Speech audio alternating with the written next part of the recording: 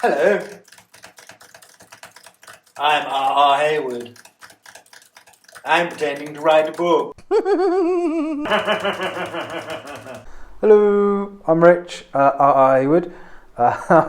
This is part 2 of my video interview. I thought I'd do it in parts, simply because it's going to be such a massive file to upload.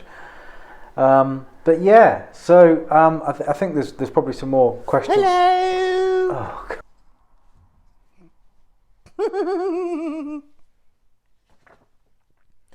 We got some quick fire questions, dear. Quick fire We've got questions, some okay. quick fire questions. Okay. Yes.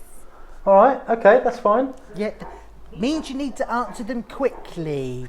Don't go yakking on. I won't. Right, are you ready? I'm ready.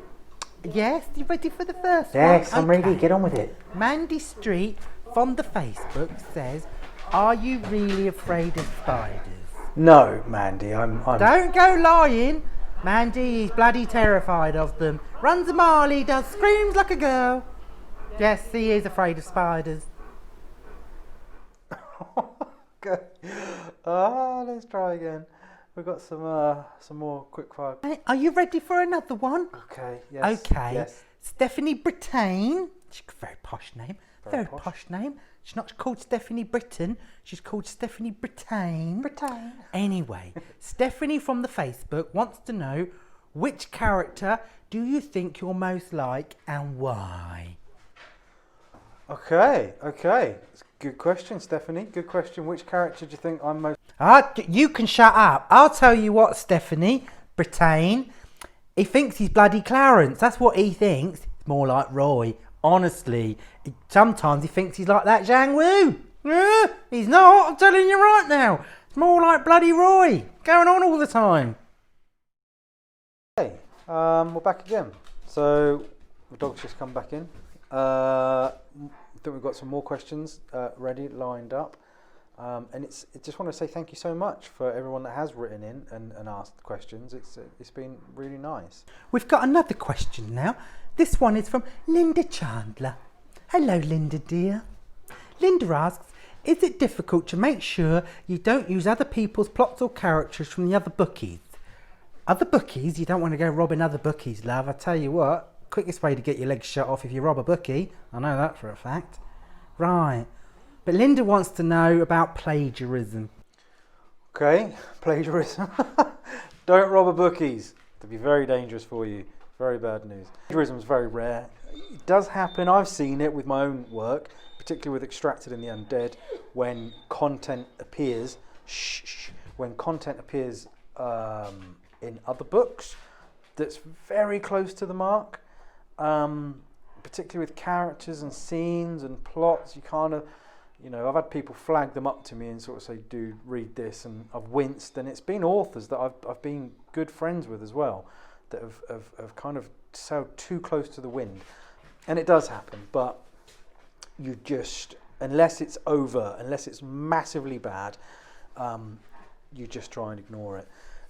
As a writer myself, though, I also want to make sure I don't do that.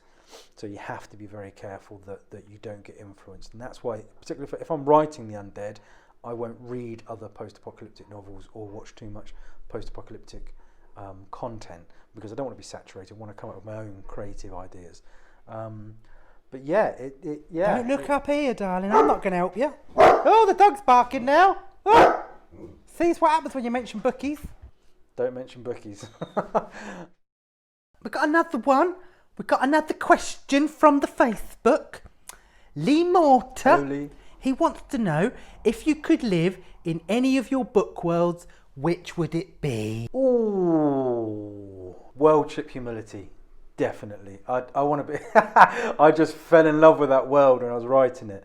Yeah, I want to be on one of the world ships, without a shadow of a doubt. Good question. I loved that. Yeah. Right, we've got another question now. Okay. Are you ready? I'm ready. Joe Denny. Hi, Joe. He says, okay, favourite zombie fighting weapon. Oh. What weapon would you use to fight the zombies with, dear? I'd use a knitting needle. Stab them in the eyes, I would. Hell. That's what I'd do. Oh, blimey. Okay. It's going to have to be an axe. Yeah, it's got to be an axe. It's iconic for me, isn't it? Howie, axe. Yeah, definitely. Good question though, Joe. Definitely be an axe. We've got another question from the Facebook. This one's from Emma Jane Kenny. Hello, Emma. Hello, Emma, my love. Emma wants to know, have you ever regretted killing off a character? And if so, who? Ooh. If I had to think of one straight away, it would be Big Chris from The Undead. I do. There were times later on I thought I could have used him. He would have been fantastic in the fort to keep doing things in the fort. He was such a good, strong character. But there you go. It was done. But yeah, hey, good. That's a good question. Okay, we've got another question. Okay. And this one is from Helen Hughes. Hello, Helen. Also from the Facebook. It's just Facebook. She says, can you switch off whenever you want to, or does your mind constantly ramble? Okay. A bit like your mouth. His mouth constantly rambles. Probably like his mind. Anyway, can you switch off whenever you want to, or does your mind constantly ramble, dear? Yeah, it does, yeah. Pretty much like my mouth. Yeah, it rambles on and on and on and on and on. I think all writers are like that. We just never switch off. We've just got those super active imaginations. No, it's very exciting. It is very exciting. Okay. We've got another question now from Lee Nicholson Hall. Hello, Lee. And she says, you have a prolific imagination. Thank you. Were you like that as a child? I'll bloody tell you what he was like as a child. He was a little brat. That's what he was like as a child. Little gobby little thing, running around all the time. I wasn't. Anyway, answer your question. I will, thank you.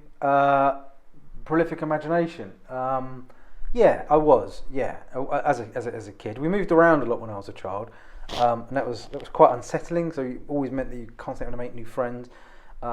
So like a lot of children did, I kind of escaped into books, into fiction, and just my imagination just went whoosh.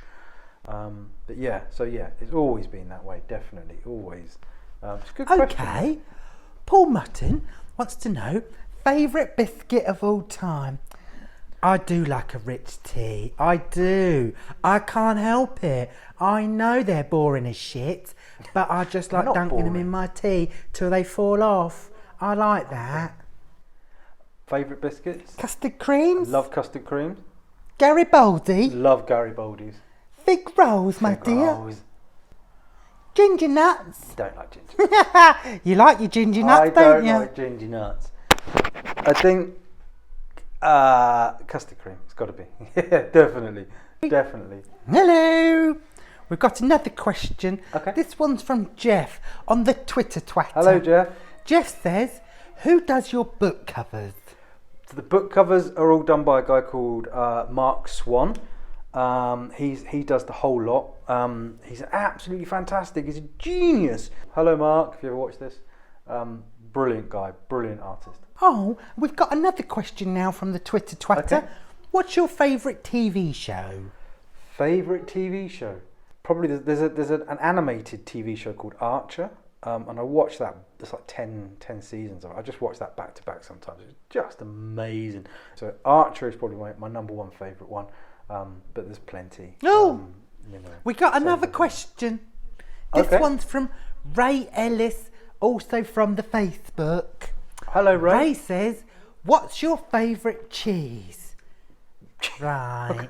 What kind of bloody question's that then, Ray? Cheese? Cheese is important, is it? You like your cheeses, do you, Ray? Like your cheeses? He's asking, what's your favourite cheese? As if all the people that read your books want to know what fucking cheese you eat. She swore. How rude. Yeah, it's cheddar. It's not very exciting. It's just cheddar. But yeah, so there we go. There's some more questions. I'm now going to go and have a cup of tea and maybe some cheese.